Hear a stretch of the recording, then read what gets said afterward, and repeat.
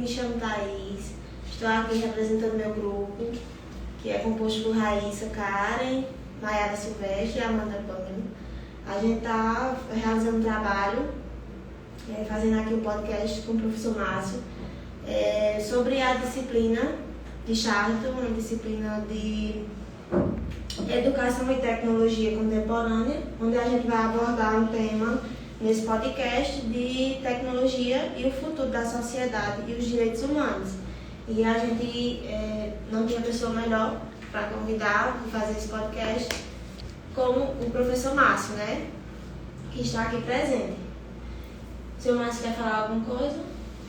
Não, primeiro agradecer, né, o convite de vocês estarem aqui fazendo essa atividade e sejam bem-vindas. A hora que precisar, estarei aqui para contribuir com as atividades pedagógicas de vocês. A gente agradece. Bom, a gente está no quarto período de pedagogia, né? Licenciatura, e a gente está fazendo esse trabalho importantíssimo, onde a gente vai abordar algumas perguntas aqui. E vamos lá, né? Começar. Então, a primeira pauta seria: qual a importância da tecnologia nos dias atuais? A tecnologia, ela sempre foi uma atividade importante na vida do ser humano, desde os dias mais retógrafos, desde os primórdios da humanidade, o homem sempre inventou a técnica. E hoje a gente, claro, vem tendo um avanço muito rápido das tecnologias e cada vez mais uma necessidade de usar essas tecnologias digitais entre os grupos, né, na nossa vida. Então é muito importante no sentido de auxiliar em termos de informação, em termos de atividades diárias que tem em casa, como por exemplo as telas de LCD, o celular, entre outras máquinas que a gente utiliza para poder se beneficiar enquanto ser humano. E aí a gente sabe que o celular, né, é uma das grandes ferramentas. Então é muito importante, né, eu diria essencial para a nossa vida, inclusive até assim uma condição já de necessidade da própria vida. Eu acho que a humanidade hoje não sobreviveria mais sem as tecnologias, principalmente as tecnologias digitais. Concordo. Tanto que em uma aula do professor Charlton, a gente havia discutido essa pauta sobre a possibilidade da sociedade viver sem a tecnologia hoje. Então é considerado assim um ponto muito negativo, como se, claramente a sociedade não consegue viver sem, mas por causa das evoluções, então as pessoas vão evoluindo também, não 100% da população, mas assim, constante avanço da tecnologia, as pessoas vão ali procurando se avançar também. Tanto que o celular hoje é o maior objeto de uso, né, da tecnologia. Claro. O celular veio assim para... Eu, por exemplo, quando eu esqueço meu celular em casa, que eu saio para fazer alguma atividade assim no banco, na rua, no supermercado, eu sinto falta do celular como se fosse uma parte do meu corpo, uma extensão do meu corpo. É muito interessante, até porque a gente vive uma vida muito atribulada, muito agitada, trânsito, veículo, tudo. Você passa por determinadas situações na sociedade que você precisa entrar em contato. A primeira coisa que eu penso quando eu estou sem o celular, eu digo: meu Deus, eu estou sem o celular aqui, se acontecer alguma coisa, como é que eu faço? Eu já penso na possibilidade de pegar alguém perto e ligar para uma pessoa da minha família. Mas realmente de uma necessidade extrema para a nossa sociedade hoje. Isso, muito bem. Então, aí a segunda pergunta que a gente faz é: como será o mundo, na sua opinião, como será o mundo e a sociedade diante de tantos avanços que a tecnologia vem proporcionando? Veja, a gente há possibilidades de reflexão sobre isso. A gente pensa em possibilidades de avanços, porque a tecnologia ela torna a vida mais prática, né? Mais rápida.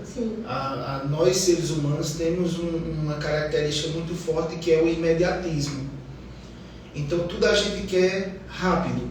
Uma comunicação, um telefonema, é uma atividade que você imprime, é um trabalho que você faz na escola, na faculdade. Então a gente quer resolver as coisas de imediato.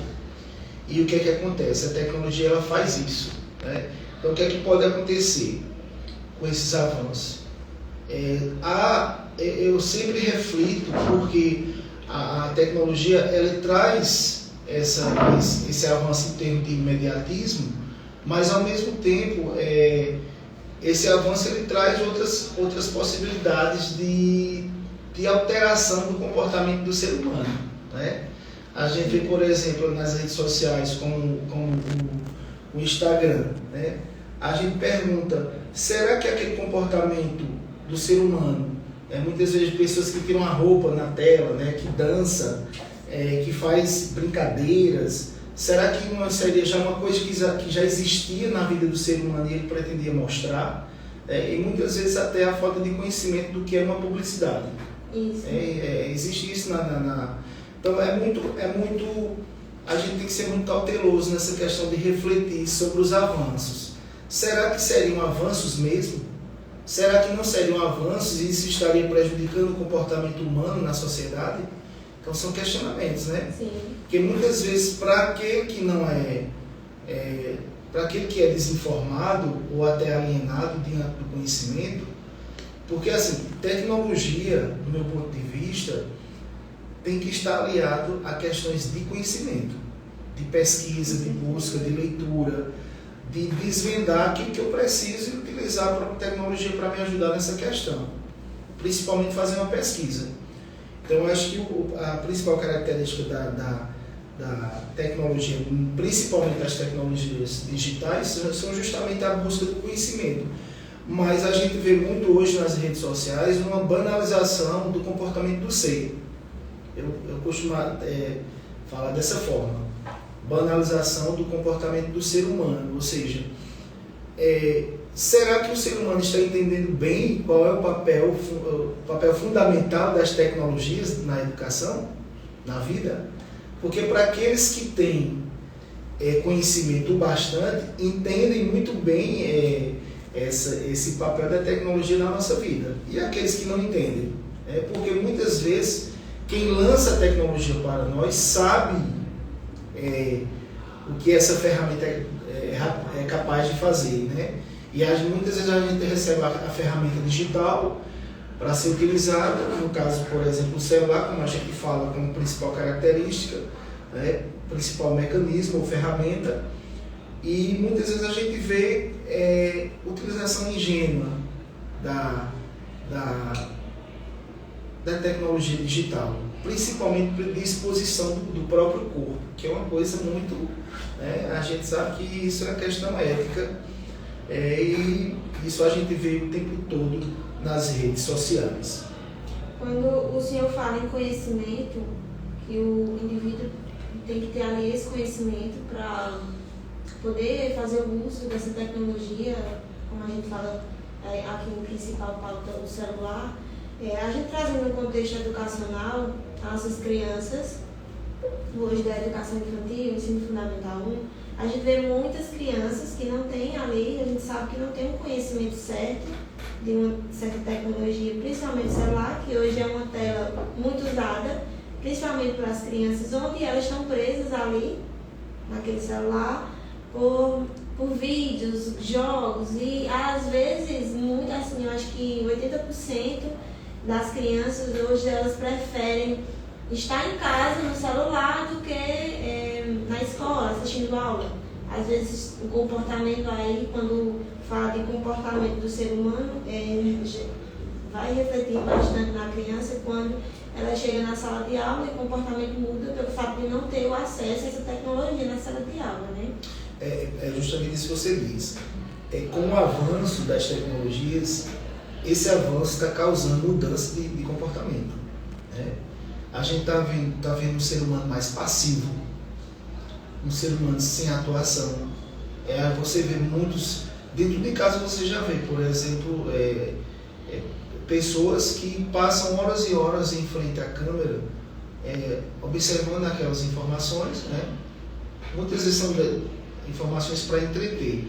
E isso, o ser humano, ele é dotado de uma inteligência que ele busca conhecimento, ele é capaz disso, de fazer essas buscas.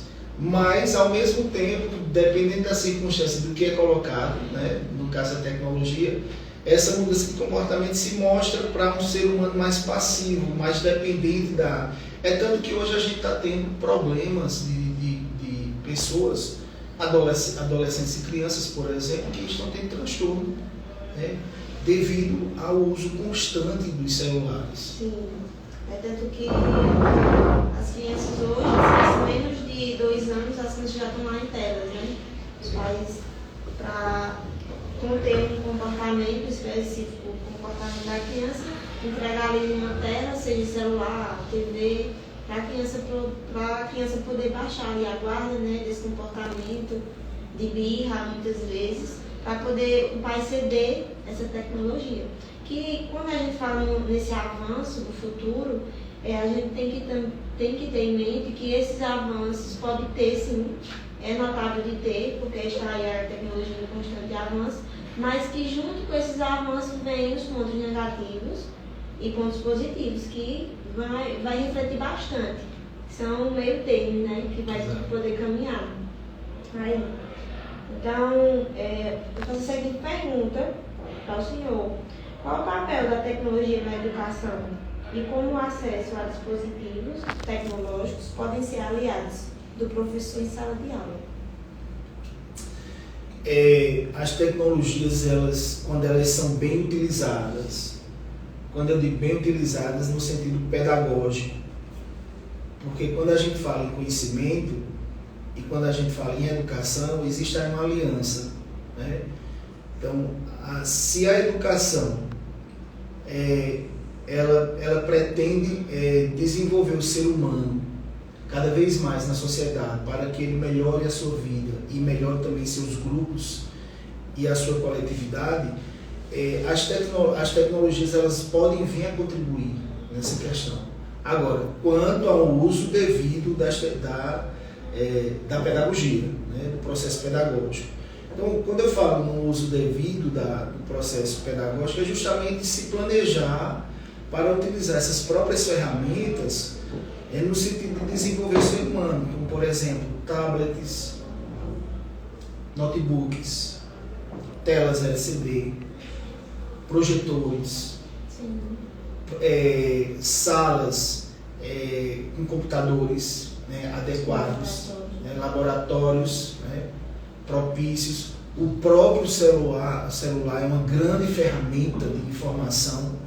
Então, se o professor, juntamente com o seu projeto político-pedagógico de sua escola, direciona atividades de conhecimento utilizando ferramentas, né, então a educação ela vai estar bem unida nessa questão.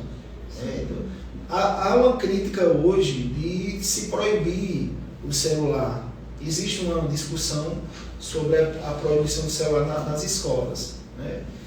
E por quê? Aí, será que não existe não falta uma reflexão ou um planejamento severo diante disso para desenvolver atividades pedagógicas que venham a utilizar o próprio celular como desenvolvimento do ser humano? Como um ponto positivo. Como um ponto positivo, né? Então, um ponto positivo, por exemplo, digamos que hoje eu esteja trabalhando uma obra literária, por exemplo, de Machado de Assis, Dom Casmurro, literatura. Então, eu quero discutir sobre aquela obra. Então, eu estou trabalhando uma leitura da obra, uma pesquisa dessa obra. Olha, utilizem agora o celular de vocês para pesquisar sobre essa obra de Machado de Assis, Dom Casmurro. Tragam para mim um trecho da obra para a gente discutir aqui como é que acontece o comportamento psicológico dessas personagens. Vamos jogar, eu posso jogar questões dentro do WhatsApp e que seja discutido, ou então lá no Instagram, né, ou então no Facebook. Veja que abrem-se os leques de possibilidades de aprendizagem. Então isso pode ser, claro que o planejamento ele demanda tempo, mas é necessário. É preciso se planejar para as tecnologias da educação. É preciso haver planejamento. Será que a proibição seria o único meio? Será que a proibição seria o único meio da escola ou da educação para e o celular ser entendido como uma ferramenta negativa? Passa a ser uma ferramenta negativa a partir do momento que a tecnologia está sendo usada indevidamente na educação. Aí está tirando o foco de aprendizagem do aluno. Eu acho que aí depende, em questões positivas, depende de planejamento pedagógico, de como direcionar as atividades e utilizar o tempo todo essas ferramentas. Não só o celular, como os laboratórios de informática, como o tablet, como o notebook, que a gente só fala em celular porque é o que a gente usa diretamente. Mas eu acredito que aí a proibição é um termo muito único. Eu acho indevido para ser usado na educação. É um termo já padrão, né? A sociedade já contestou o que seria um padrão ali de negatividade, do ponto de vista do celular na sala de aula, de contrapartida da criança ou do adolescente. Então, eu acredito que seja a equipe, o ponto de vista da equipe pedagógica, como o senhor fala, de ver a questão das possibilidades de pontos positivos do uso da tecnologia na sala de aula, como hoje tem sim várias escolas que já fazem esse uso, né, de elaboração de planejamento, com pesquisas, onde levam os alunos à sala de laboratórios, né, para a criança fazer ali a pesquisa diretamente com a tecnologia do computador ou notebook, ou como o senhor falou, justamente no seu próprio celular, que ainda é uma questão, né, a ser pensada. É uma grande ferramenta. Hoje mesmo, eu como professor, quando eu apresento um PDF de algum autor que eu preciso ler em sala de aula, antigamente, quando não havia essa ferramenta, a gente tinha que imprimir o texto e levar impresso, comprar livros. Hoje eu digo assim, mandei o PDF para o WhatsApp de vocês, abram aí, e lá automaticamente você lê comigo. Veja como é rápido. Isso é positivo. Agora, usar o celular somente de forma aleatória, para alienar, né, e não desenvolver conhecimento, esse é um ponto negativo. Ou então proibir o celular de vez, porque assim, as leis, o Estado lançou uma lei, mas lá eles colocam como uma possibilidade também de atividade pedagógica. Então, quer dizer, a lei não é por todo taxativa. Existe assim, professor, escola, olha, diretor, há uma possibilidade de usar o celular sim como atividade pedagógica em sala de aula. E é uma grande ferramenta, viu, para isso. Ajuda a desenvolver conhecimento.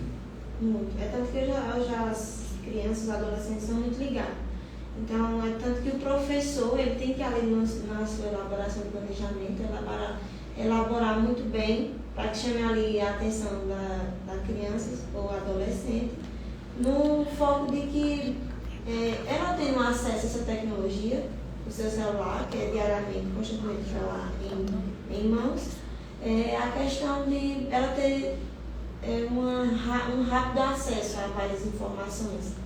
Então, qualquer atividade não pode ser planejada assim facilmente, porque não chamaria a atenção. Porque aí eles saberiam que tem fácil acesso e muito rápido a informações daquela atividade. Assim, eu acredito que, como Paulo Freire diz, né, a gente tem que puxar da realidade do aluno, não da minha realidade. Se eu quero me relacionar muito bem com o meu aluno em termos de diálogo e de conhecimento que eu tenho que desenvolver com ele, eu tenho que saber primeiro que o meu aluno sabe dentro do contexto dele. Então, o conhecimento é a partir das ferramentas digitais, aliado ao que o aluno já pode trazer de conhecimento e isso sendo discutido em sala de aula. Colocar isso em pauta, né, no planejamento e desenvolver. Isso, exatamente.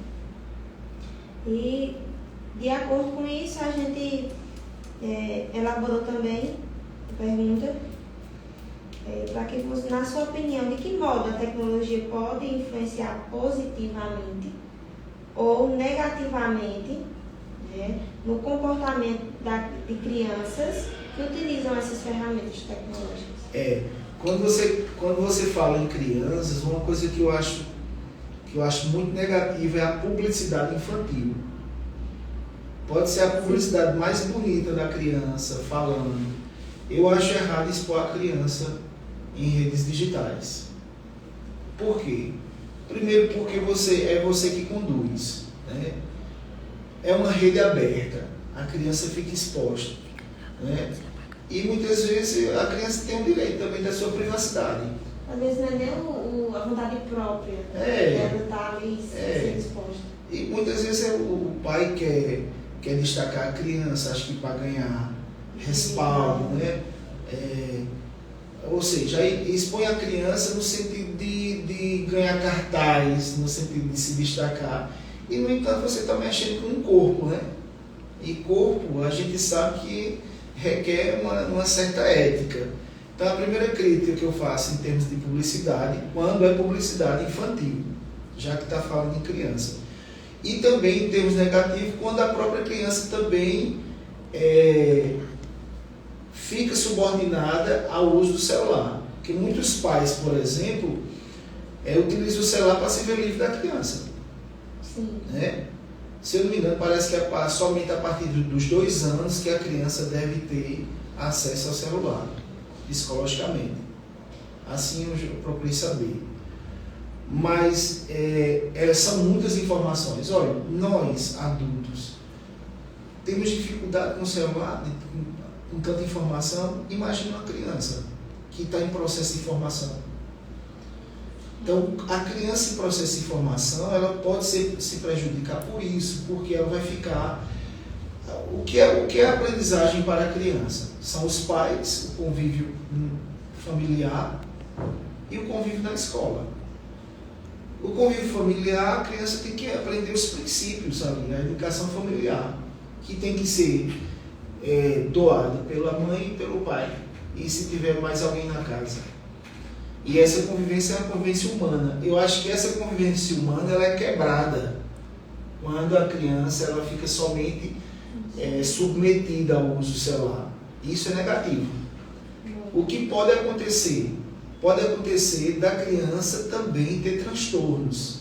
E aí lá vai a família gastar com a criança porque ela está tendo problemas, porque está tendo cargas de informação demais e o vício de sempre estar ligada às informações que as redes sociais mostram. Isso é um prejuízo imenso para a criança e para a família, porque vai ter que gastar depois com um psicólogo para poder tirar esses transtornos. Olha, acontece em transtorno de a criança, quando você tira o celular dela ter problemas psicológicos, como se fosse uma droga mesmo. Né? Você não tira uma droga de uma pessoa que usa a mesma droga, o celular às vezes passa a ser uma droga para a criança. Que ela usa, se vicia, você tira, ela vai começar a ter respostas no corpo, né? No organismo. E a taxa assim, de nível dos transtornos aumentou literalmente assim, num nível absurdo. Depois desse uso excessivo, né, das crianças usarem bastante as tecnologias. A gente vê hoje muitas situações de famílias aí passando por crianças muito novas, já passando por algum transtorno devido ao uso de tela.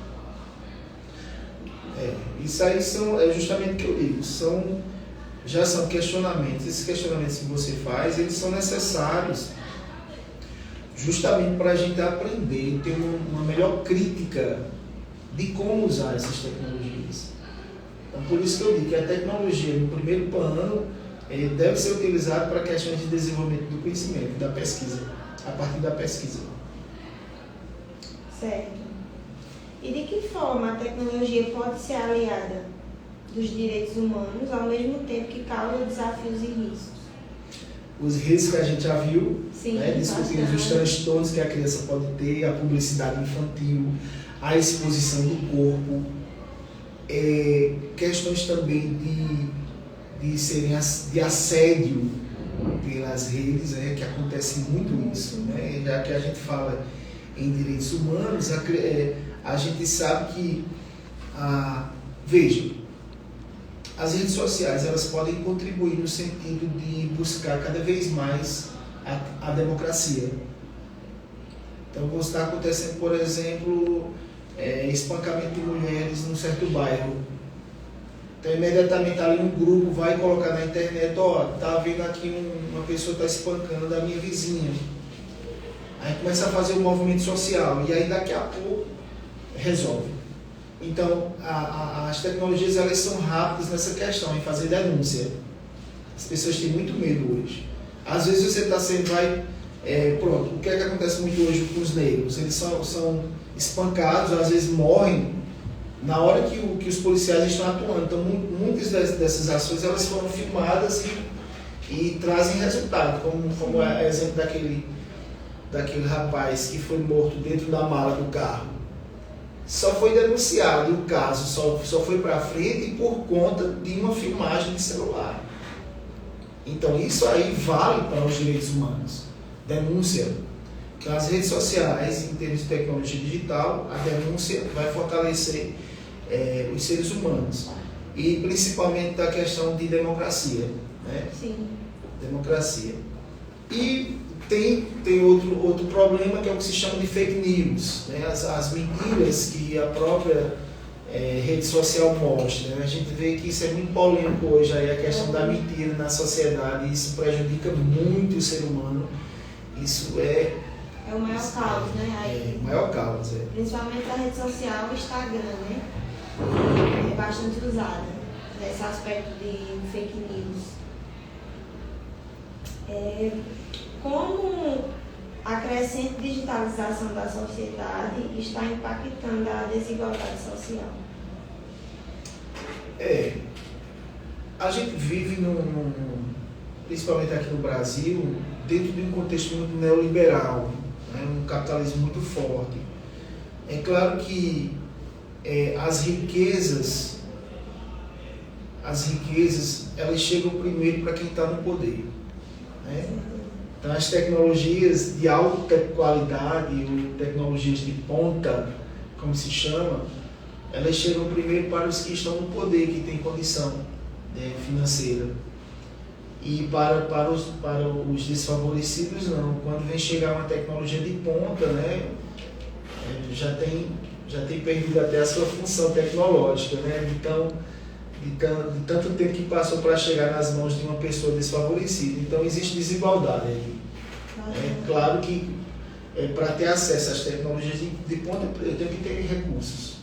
Eu tenho que ganhar bem, eu tenho que ter muito dinheiro, porque as tecnologias, elas são caras. Você vai comprar um notebook hoje, da Samsung, eu acho que o mais barato é R$4.000. O mais barato. Então, quem é que vai poder, um assalariado, uma pessoa que ganha um salário mínimo, vai poder comprar de imediato um notebook de R$4.000? Então, aí a desigualdade é financeira, a desigualdade social. Então, esse é um impacto. Esse é um impacto. Outra coisa muito forte é também a falta de inclusão das pessoas nesse processo de tecnologia digital, principalmente nas escolas. Né? Então, a falta de inclusão, sempre vai haver esse problema, né? Onde há desigualdade social, o privilégio vai primeiro para quem tem condição, primeiro para quem tem recursos, e aquele que não tem recursos, com certeza vai ser deixado de lado, como sempre. Né? Isso faz parte do processo de desigualdade social dentro de um sistema neoliberal, dentro de um sistema capitalista. Hoje, uma grande porcentagem da sociedade não tem o acesso à tecnologia, né? Onde vai aí haver essa desigualdade financeira, consequentemente, já vem de contrapartida aí.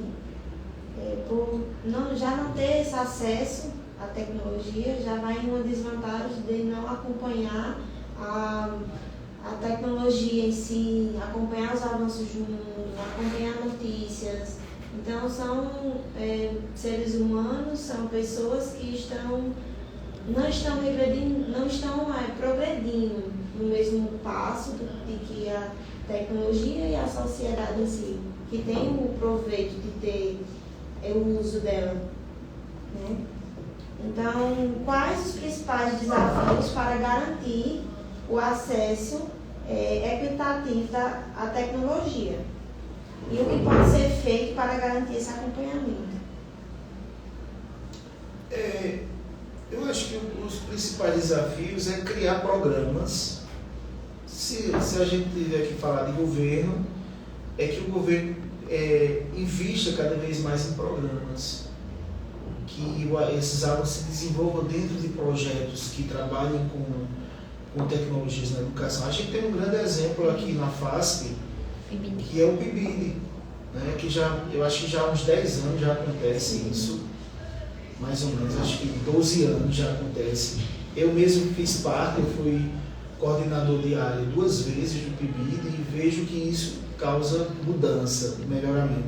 Os PIBIDianos aqui da nossa instituição, a FASP, Faculdade do Sertão do Paju, eles demonstram um grau de comportamento e inteligência a mais, né?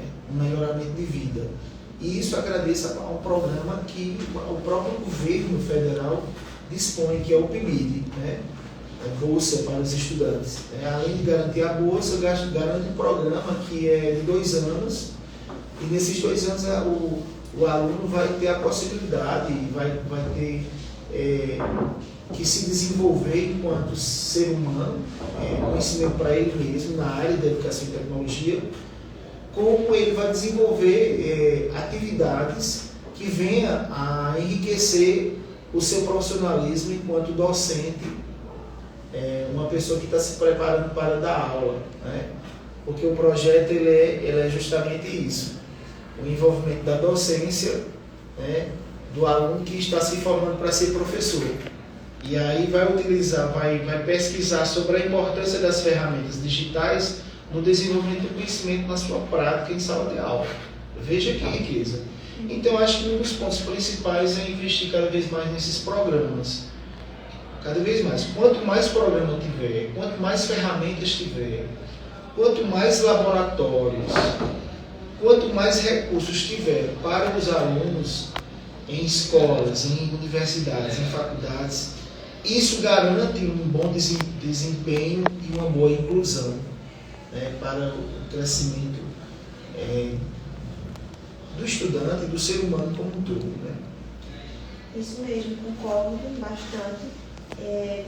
E seria uma pauta bastante importante aqui na nossa fala, essa questão do governo investir mais nas tecnologias, dentro da educação, nesses recursos, para que possa ter projetos, oficinas, dinâmicas, diariamente com os alunos, até mesmo para a comunidade escolar. É bastante importante isso. Eu participei uma vez de um projeto da USP, Universidade de São Paulo. Eu era coordenador de uma escola aqui do município e eu fui chamado para participar. E eu acho que foi a primeira vez que estava chegando esse trabalho, esse projeto de tecnologia e educação. O nome do projeto era Todo Mundo. Era justamente quando começaram a abrir os laboratórios nas escolas e eu era coordenador. E eu vou dizer a você, foi um grande exemplo de projeto para desenvolvimento dos alunos. Agora, assim, não era um projeto desintegrado. Ele buscava justamente se integrar à comunidade. A escola, por exemplo, onde eu trabalhava, eles mandavam a gente fazer atividades com a própria característica cultural do local. Eu lembro que uma vez, o grupo de professores que coordenava esse trabalho, todo mundo, eles pediram para a gente fazer um ritual de acender uma fogueira, de chamar a pessoa para tocar violão e recitar poesias uma noite. Veja, isso foi direcionado em grupo, em rede. A gente falando em computador, dentro do laboratório, e foi direcionado naquela hora, coordenadores, alunos e professores. E a gente fez o evento e aconteceu. Valorizando, procurem aí na comunidade de vocês poetas, procurem uma pessoa que sabe tocar violão, acenda uma fogueira. Foi sugerido isso, eles não mandaram. Né? E aí deu certo. Foi ao mesmo tempo, usando a tecnologia e valorizando a cultura local. Veja que coisa interessante, né? Um grande investimento, um ponto positivo. Tanto com a comunidade em si, educacional, como em volta também, né? Aí quando houve a mudança política de governo, aí acabou o projeto. Que pena, né? Acabou o projeto. Seria um projeto muito importante e bom, bem pensado, para ser prosseguido, né? Vamos aí para a questão sobre inteligência artificial. A inteligência artificial está automatizando muitos empregos. Quais são as implicações para o mercado de trabalho e para a proteção social? Esse é um ponto bem interessante. Você fala, pergunta muito bem feita. A inteligência artificial hoje é uma coisa, né? Às vezes eu fico até sem saber explicar o que é a inteligência artificial. Ela vem se renovando muito, né? A gente às vezes até se perde nas atualizações. Olha, veja só. A gente está falando da importância da tecnologia na nossa vida. A inteligência artificial, ela vem a facilitar. Mas tem que tomar muito cuidado, porque a inteligência artificial é uma inteligência. Né? E a primeira coisa que vem a prejudicar, por exemplo, pessoas que perdem o emprego. Por exemplo, as redes telefônicas, a Claro, a Vivo, a TIM. Né? Antigamente a gente ligava para pessoas mesmo, para a gente falar diretamente com essas pessoas. E hoje já existe uma voz da IA, né, inteligência artificial, que dá todo o direcionamento. Né? Dá todo o direcionamento. Então o que acontece? Aquela pessoa que era para estar lá atendendo a gente perdeu o emprego. Isso é um ponto, né, negativo. Isso é um prejuízo. Então, essa automatização de muitos empregos vai deixar muita gente desempregada. E aí falta de recurso dentro de casa. Falta de recurso dentro de casa aumenta o quê? A miséria, aumenta a fome, aumenta as dificuldades. Então a tecnologia até certo ponto ela contribui. Mas também, ao mesmo tempo, vai prejudicar a vida de muitas pessoas. Então esse é um dos pontos, perdem o emprego, pessoas que perdem o emprego. Então, para o mercado de trabalho, a inteligência artificial vai dominar nesse caso. Né? E em termos de agilidade, hoje, por exemplo, você fala ao celular, me pesquisa aí para mim a biografia de Clarice Lispector. Pesquisa aí para mim as origens da tecnologia. Imediatamente ela vai pesquisar e já vai dizer a você, não só escrito, como vai dizer em voz. É incrível, né? Isso é fantástico. Mas traz seus problemas, principalmente para o ser humano.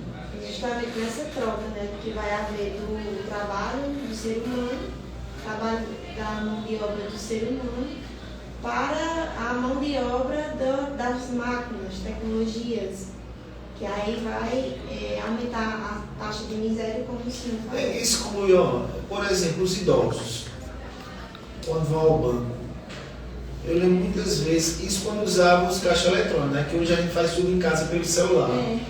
Mas eu lembro muitas vezes quando eu ia ao banco, aqueles idosos que não tiveram instrução de conhecimento, né, e não tiveram instrução tecnológica, muitas vezes pedindo a outra pessoa para usar o caixa eletrônico. E o caixa eletrônico já é uma ferramenta, uma máquina que também foi utilizada para substituir num caixa uma pessoa. Às vezes eu uso a palavra assustador. Né? como a tecnologia vem causando um grande desenvolvimento. E outra coisa, uma coisa muito séria, será que esse avanço também está contribuindo mesmo para o ser humano? É uma pergunta que eu faço. Em épocas de guerra, a gente está aí, o mundo está tendo guerras aí. E aí, que às vezes o presidente anuncia que tem um míssil potente que transforma em pó uma cidade e as cidades vizinhas. Aí que tecnologia é essa? Será que a tecnologia é para esse fim? Será que a tecnologia não é justamente para questões de direitos humanos, para melhorar a vida na Terra? É uma questão muito bem pensada, né? Uma questão a ser muito refletida, no ponto de que se a tecnologia ela vem exatamente com esse lado positivo ou um lado extremamente negativo, né? Então, como podemos garantir que a inteligência artificial seja desenvolvida e utilizada de forma ética e responsável?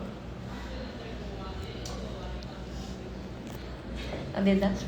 Um pouco de silêncio para pensar sobre essa resposta. Né? Eu acho que é uma pergunta ousada essa aí. Sofisticada essa pergunta. É difícil pensar numa ferramenta que chegou de repente na nossa vida. Né? A gente fala hoje de robôs que vão gerar filhos. Né? A gente fala hoje de tecnologias que vão trazer, que vão deixar memórias de um ente que morreu, que ele vai vir conversar com você através da inteligência artificial. Sim. Veja, isso não é um bombardeio de muito conhecimento para o pouco que eu sei. Para você assimilar.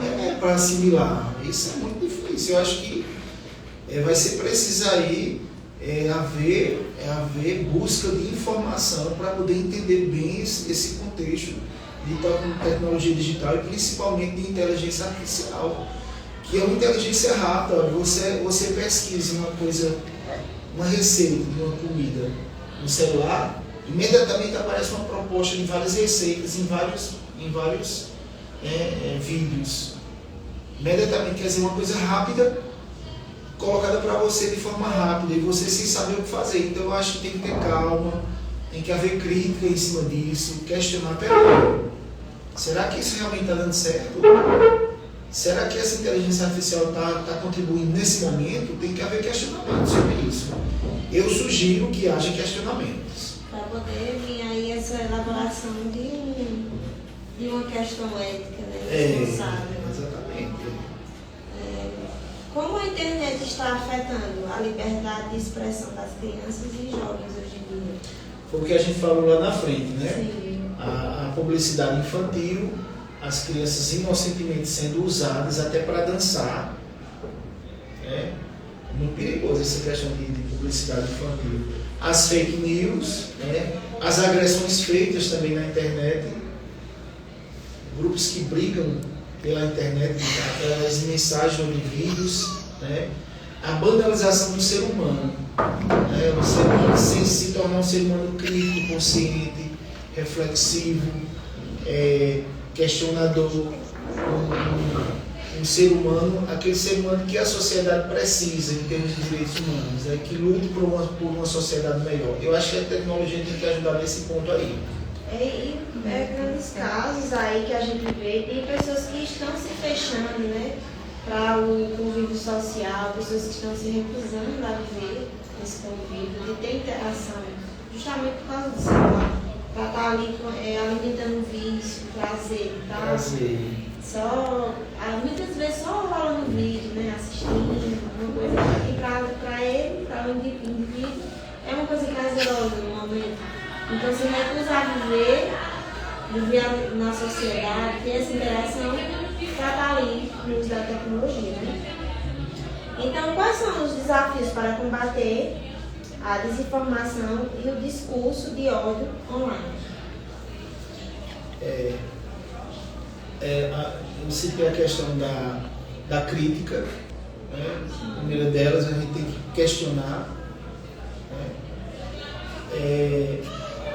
a desinformação, ela justamente acontece por conta de estarmos utilizando qualquer tipo de informação ou repetindo aquelas informações que são colocadas, né? A gente sabe, quando coloca no Instagram, aí vai passando outra informação, aí vai passando. Isso vai hipnotizando a gente, porque às vezes mostra um vídeo engraçado, aí mostra outro engraçado. E você vai saindo daquele foco de que você é capaz de usar a própria ferramenta digital para desenvolver conhecimento em você. Então a ferramenta da tecnologia digital, ela deve ser utilizada para justamente despertar a sua curiosidade epistêmica, para despertar o seu interesse por busca de conhecimento. Claro que a gente não deve deixar de lado essa questão de usar o celular, por exemplo, para lazer, sim, mas eu acho que o limite é uma das formas. Olha, meu limite é esse, agora mesmo eu preciso estudar. Agora mesmo eu preciso resolver outras coisas ali numa reunião. Pronto, agora eu estou cansado, eu vou relaxar um pouco vendo algumas coisas engraçadas na internet. Então, eu acho que depende de ponderação do ser humano que é consciente. Né? Será que você tem que estar usando o telefone o tempo todo só para escutar música? Tem que ser moldado, né? É um jogo de troca, né? Eu acho que é uma distribuição de tempo.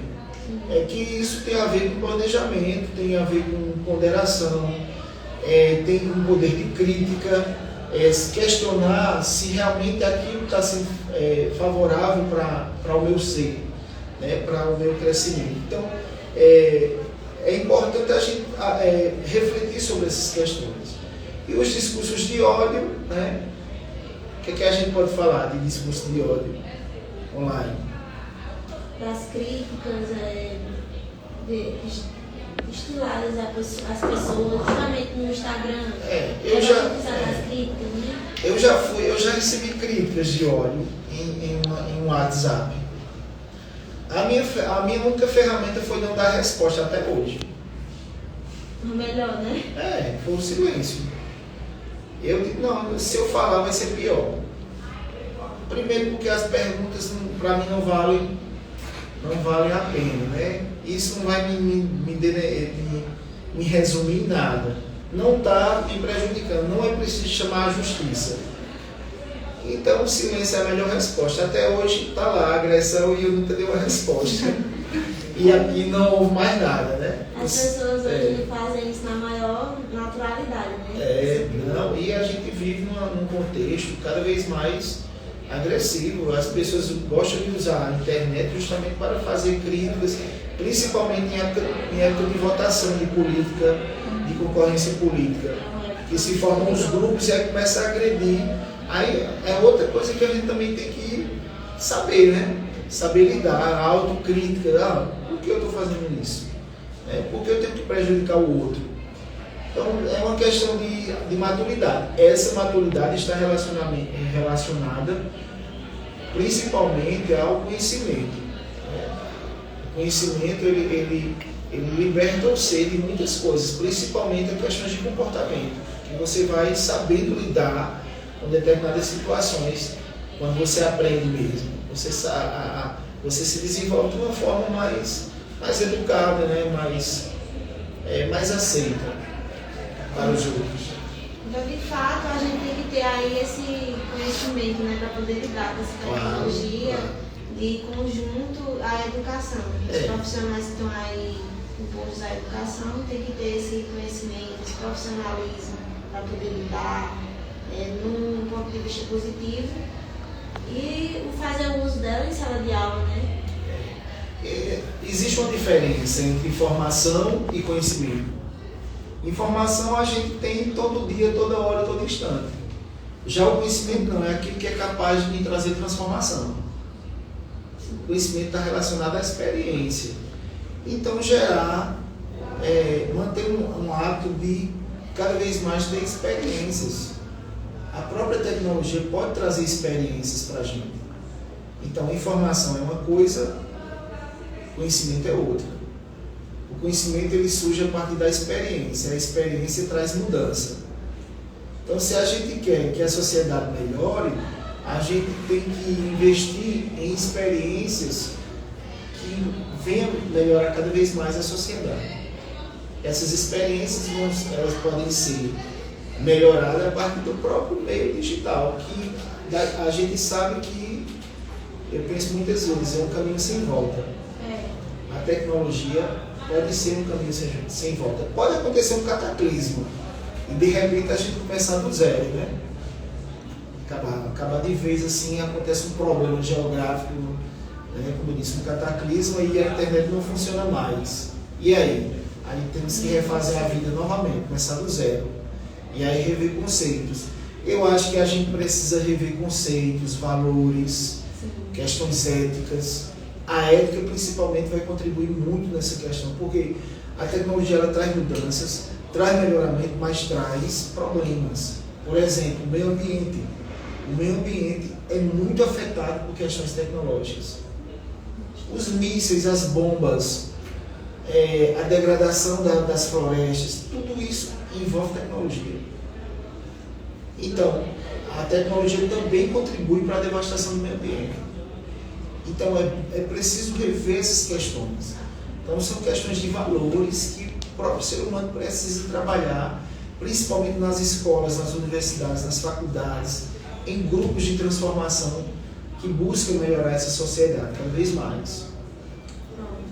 Então, com essa fala muito importante, a gente conclui aqui o podcast. Foi muito importante estar aqui. Obrigada por aceitar essa proposta aí de participar do nosso podcast, falando dessa pauta importante, né, do nosso cotidiano.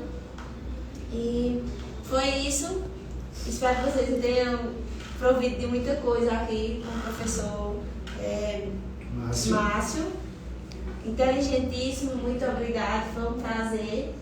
E foi isso, gente. Uma boa noite. Eu agradeço mais uma vez por vocês estarem aqui e também parabenizar, viu, aí o trabalho de vocês, o trabalho direcionado pelo professor Charlton. Professor Charlton. Parabéns pelas perguntas, foi muito prazeroso aqui a conversa entre a gente. Parabéns, muito obrigado. A gente que agradece. Tchau, gente. Tchau.